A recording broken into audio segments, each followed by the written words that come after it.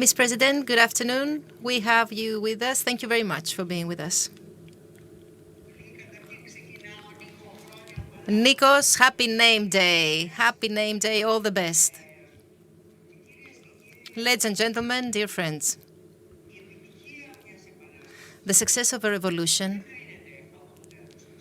is not judged on the basis of its result, but on its continuation, as it has proven by historic examples. The 1821 revolution started from a dream that seemed very difficult to be realized, and it ended up in the establishment of the modern state, despite the conflicts, the disputes, and the disagreements, and despite the defeats. And then, of course, the hardships began. The newly established state had to develop structures, institutions, social and economic life. It had to make the most of an illiterate population that had been exhausted and had to abide by the economic measures that were imposed. And then, in his speech, Otto, when arrived in Greece, described the country that he was sent to rule. Greece is destroyed. Industry inexistent. The once powerful trade is now dead.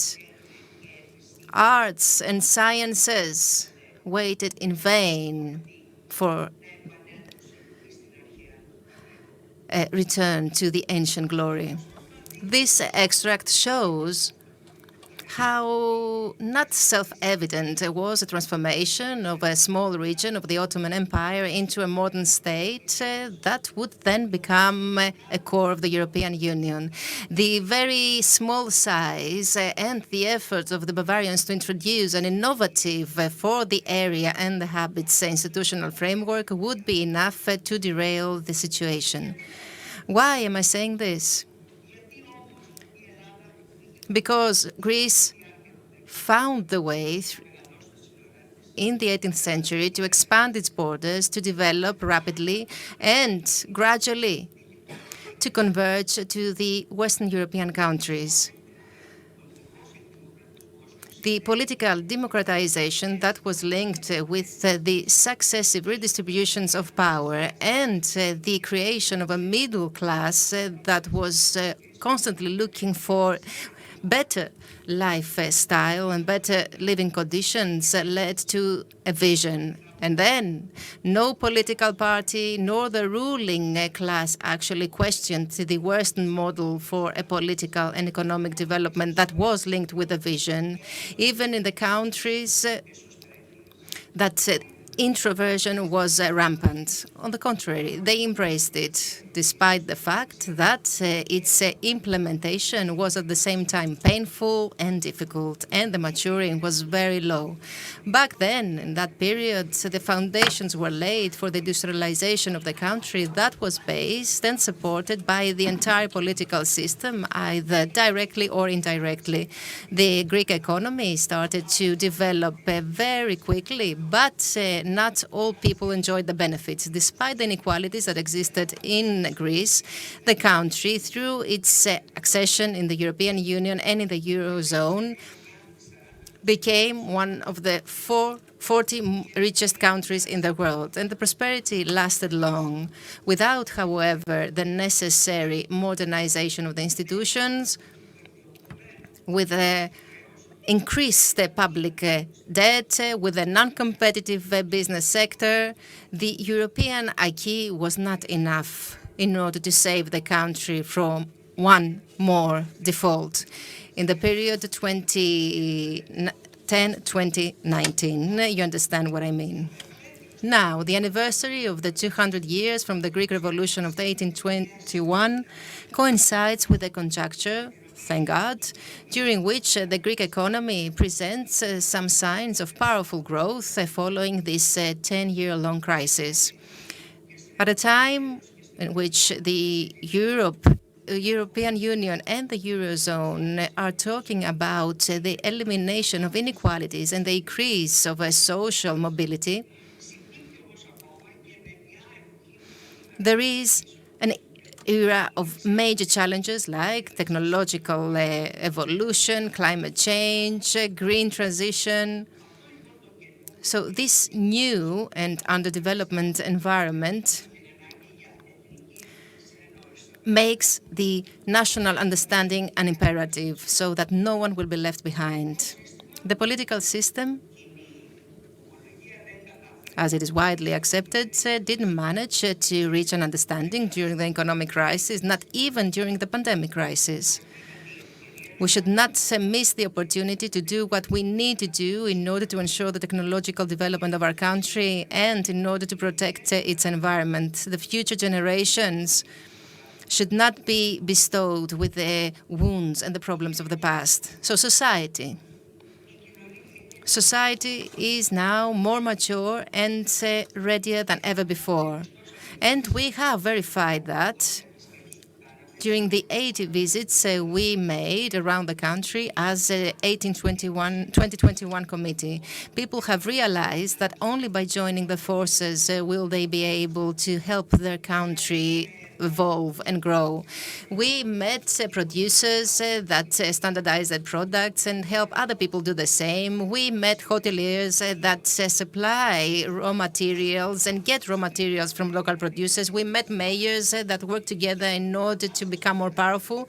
And the proposals that were submitted to the committee, which are over 300, have a developmental character. They either pertain to the digital transformation of museums, or to projects for urban sustainability and mobility, or enhancement of the tourist product. Even we had gastronomic proposals submitted to us, and the willingness to cooperate with others is undoubtedly very impressive. And I personally believe that this is one of the major benefits that we get this year, the year of anniversary, and we need to convey that to a central level. This symbolic year, everyone wanted to show their best. They wanted to showcase the advantages of their area. They wanted to leave behind all the impediments and all the problems. And you know, we think that trusting our forces can actually be affected in difficult times, but it is never lost. It is the resilience against difficulties that helped Greek people stand on its own 2 feet, even during the most dire periods of its history. And also compassion, solidarity, but also inventfulness, extroversion, the willingness to be connected with the rest of the world. All these were the tools of the Greek people. So in the context of our visits, we realized that everyone wanted the country to grow and progress. They wanted the country to leave behind the myths and the problems of the past. They want now to be reborn. They want to have a new confidence in themselves, and they want a new maturity with regard to what they need to give in order for this vision to come true. Because we should not fool ourselves. If each and every one of us is not clear about the future we want and what we need to do in order to get it, in other words, what do we need to offer, what do we need to sacrifice, then no effort will ever be successful. So in this collective vision, 2021 committee bases all its efforts on the White Bible, the drafting of which was ensured by all the productive forces of the country in order to identify the challenges and the opportunities for the country in the coming 20 years. And, of course, apart from that, we have the so-called AI, which is the Research Institute for Artificial Intelligence, which we believe will provide solutions to current problems and will also provide incentives to young scientists to stay in Greece and more scientists to come back to Greece. We, the Greeks, have gone through wars, crises, and we have managed to remain unscathed. Now we are faced with other risks. That is why the lessons of the past can be very valuable. We should never forget that up until very recently, Greece was if we want to be honest, a poor agricultural country. And it was thanks to the efforts of all Greeks that the country managed to leave behind poverty and deprivation. And we should not disregard the lessons that we get from the economic crisis, because if we do that, then we will inevitably experience again cuts and unemployment and regression.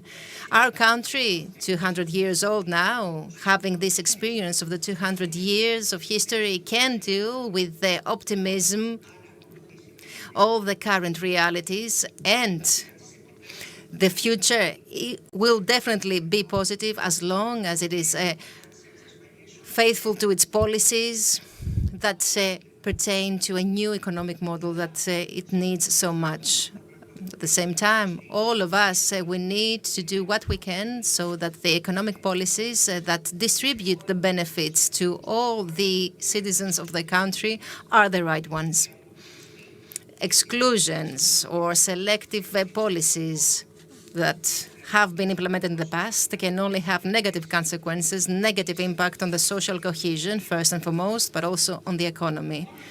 So only under these conditions can we possibly imagine economy that is growing rapidly, that it provides to the Greeks prosperity and at the same time ensures the necessary political and social consensus in order for the country to continue its successful course in the next century. Thank you very much. Thank you very much, Ms. Chair, for the very interesting presentation. I hope that we will have you in person very soon, especially in the coming months when the Chamber may not celebrate the 200 years, but it will celebrate the 90 years of existence. So I wish you to celebrate the 100. Thank you very much for being with us. Thank you.